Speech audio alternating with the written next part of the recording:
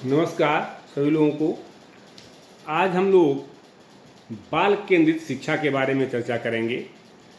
प्राचीन काल में बालकों को शिक्षा देने की जो व्यवस्था थी, जो विधि थी, वो केवल बालकों को ज्ञान देने की बात की जाती थी कि उनके मस्तिष्क में ज्ञान को भर दिया जाए, ठूस दिया जाए, रटा दिया जाए, जो कुछ भी हो।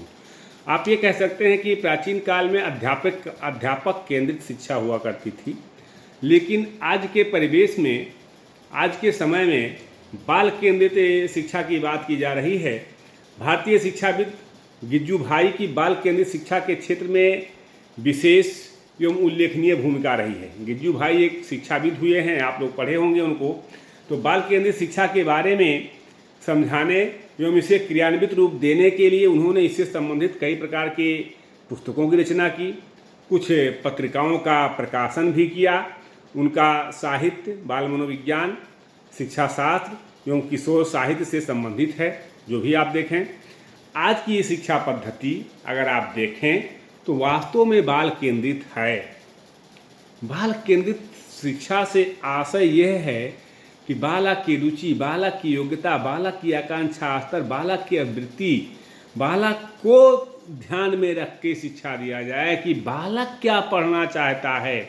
जो लर्नर आपके सामने बेंचों पर बैठा हुआ है वो क्या सीखना चाहता है और कैसे उसको सिखाया जाए, इस बात को अगर ध्यान में रख के शिक्षा व्यवस्था किया जाए तो निश्चित ही सफलता मिलेगी। आज उसी के लिए अध्यापकों को शिक्षा मनोविज्ञान का ज्ञान देना आवश्यक माना जाता है, क्योंकि जब तक बाल मनोविज्ञान का ज्ञान अध्यापकों को नहीं होगा, शिक्षा मनोविज्ञान का ज्ञान अध्यापकों को नहीं होगा, तब तक वो बाल केंद्रित शिक्षा व्यवस्था में अपने आप को समायोजित नहीं कर पाएंगे और बालकों के बारे में जानकारी प्राप्त नहीं कर पाएंगे। तो आज की शिक्षा पद्धति बाल केंद्रित है। इसमें प्रत्येक बालक की ओर अलग से ध्यान दिया जाता है। पिछड़े हुए बालक, मंदबुद्धि बालक, प्रतिभाशाली बालकों के लिए शिक्षा के पाठ्यक्रम या विशेष पाठ्यक्रम देने का प्रयास किया जाता है। आप कल्पना कीजिए कि एक हाई लेवल, जो एक प्रकार से आप कह सकते हैं कि जो है प्रतिभाशाली बालक है और एक मंदबुद्धि बालक है, क्या दोनों प्रकार के बालकों को एक साथ बैठा के शिक्षा दे सकते हैं आप? और एक मीडियम बुद्धि बालक है, तो तीन क्वालिटी तो यही होगी। वैसे 9 प्रकार के बालकों की चर्चा हम लोग इसके पहले कर चुके हैं, लेकिन इन्हीं 3 ही को अगर आप देखें, हाई, मीडियम और लो, तो अब आप मीडियम को लेकर के शिक्षा ग्रहण करेंगे, शिक्षा देंगे कक्षा में, तो जो हाई लेवल का जो आप पढ़ा रहे हैं मीडियम के बच्चे को या लो स्तर के बच्चे को, वो हाई प्रतिभाशाली बच्चा वो जानता है, तो उसका तो समय निरर्थक होगा, समय नष्ट होगा। और जब समय नष्ट होगा तो वो क्लास में बोरियत महसूस करेगा, उसकी पठन पाठन में अरुचि होगी। तो इसलिए प्रत्येक बालक के विकास के लिए, उसके शैक्षिक विकास के लिए अलग अलग पाठ्यक्रम बनाए गए हैं या बनाने का प्रयास किया गया है। व्यवहारिक मनोविज्ञान ने व्यक्तियों की परस्पर भिन्नताओं पर प्रकाश डाला है, जिससे ये संभव हो सका है कि शिक्षक हर एक शिक्षार्थी को उनकी विशेषताओं पर ध्यान दे और उसके लिए शिक्षा की व्यवस्था करे या प्रबंध करे।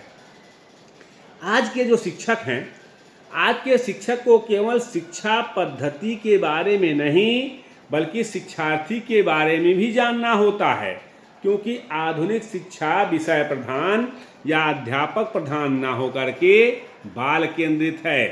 पहले अध्यापक केंद्रित हुआ करती थी या विषय प्रधान हुआ करती थी, लेकिन आज ऐसा नहीं है। इसमें इस बात का महत्व नहीं है कि शिक्षक कितना ज्ञानी है, बहुत विद्वान है शिक्षक, कोई मतलब नहीं है उससे, आकर्षक और गुणयुक्त है, बल्कि इस बात का महत्व है कि वह बालक के व्यक्तित्व का कहाँ तक विकास कर पाता है। कहने का आशय यहाँ यह है कि यहाँ शिक्षक के विद्वता पर ध्यान नहीं उतना है। अरे भाई, एक कोई शिक्षक है, वो बहुत विद्वान है, बड़ा योग्य है, लेकिन वो अपने बच्चों को कुछ नहीं दे पा रहा, उसकी संप्रेषण शक्ति नहीं है, उसके पढ़ाने का तरीका नहीं है, वो बच्चों में प्रिय नहीं है, वो बच्चों के विकास में अपना महत्वपूर्ण योगदान नहीं दे पाता है, तो उसका शिक्षा उसको मुबारक हो, कोई मतलब उसका नहीं हो जाता है। वो कहाँ तक बालकों के व्यक्तित्व का विकास कर पाता है, इस पर निर्भर करता है। अब बाल केंद्रित शिक्षा की जो विशेषताएं हैं उसमें अगर आप देखें तो बालकों को समझना, यानी किसी भी क्षेत्र में सफलता के लिए शिक्षक को बालकों के मनोविज्ञान की जानकारी आवश्यक होनी चाहिए। जब तक बालक के बाल मनोविज्ञान की जानकारी नहीं होगी तब तक आप कुछ नहीं कर सकते हैं। इसके अभाव में बालकों की ना तो विभिन्न प्रकार की जो समस्याएं होती हैं उन समस्याओं की जानकारी हो पाएगी, उन समस्याओं को ना तो समझ पाएगा और ना ही उनकी विशेषताओं को। कुछ विशेषताएं हर बालक में होती हैं, ना विशेषताएं समझेगा और ना समस्याएं समझेगा।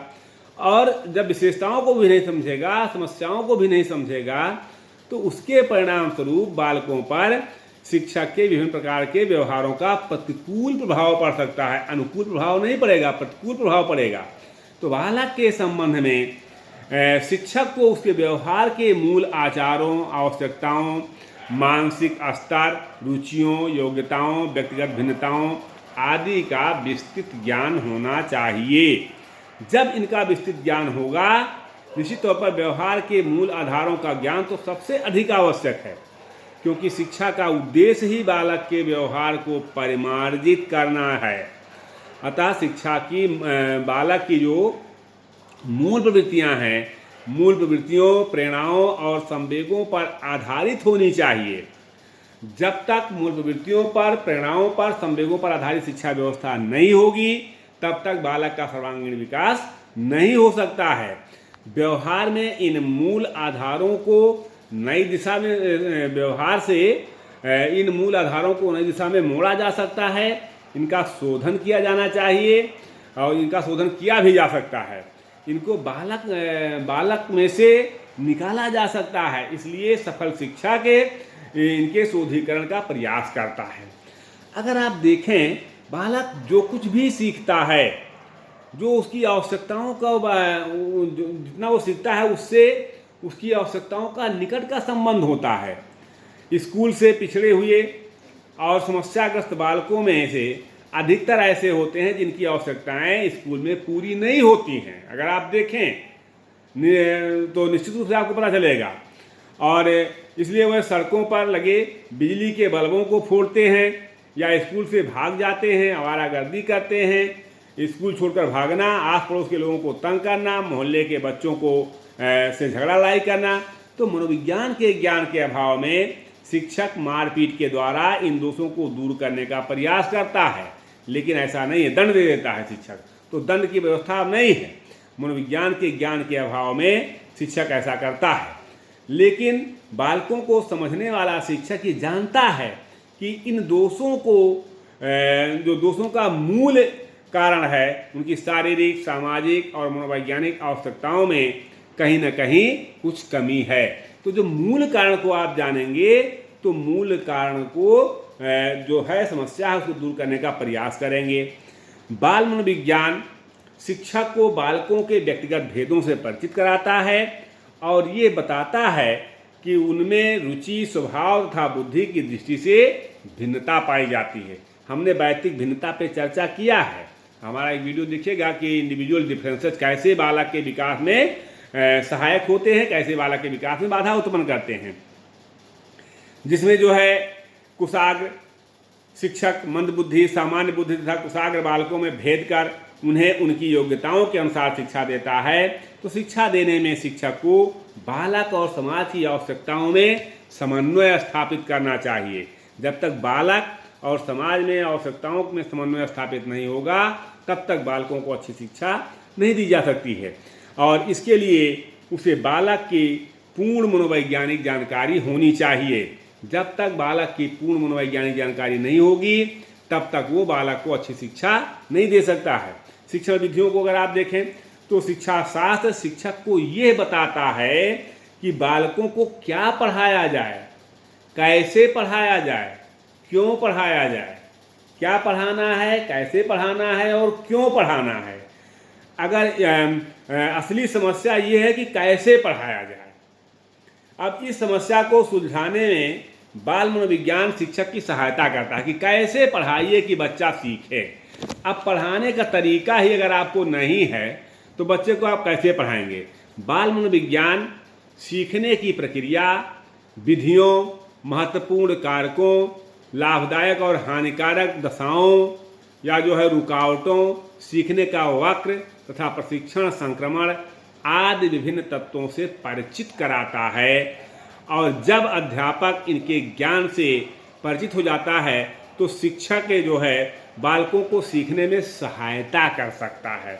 अगर अध्यापक खुद इस ज्ञान से परिचित नहीं है तो वो सहायता नहीं कर सकता है। तो शिक्षा मनोविज्ञान शिक्षण की विधियों का भी मनोवैज्ञानिक विश्लेषण करता है और उनमें सुधार के उपाय बताता है।